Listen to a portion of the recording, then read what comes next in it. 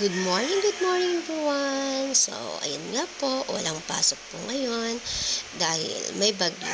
Pero, dahil malapit lang ang daycare ko sa bahay, pumunta po ako and then may gagawin po kasi ako para sa assessment ng mga bata.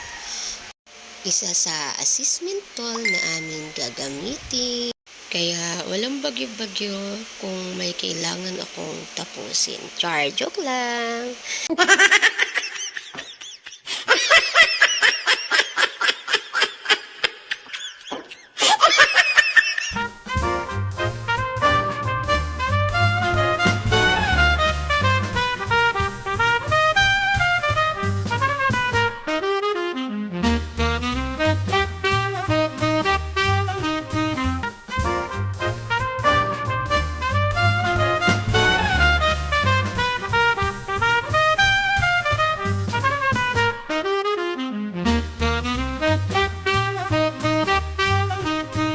Hanggang dito na lang po. And this is my sorry for the day.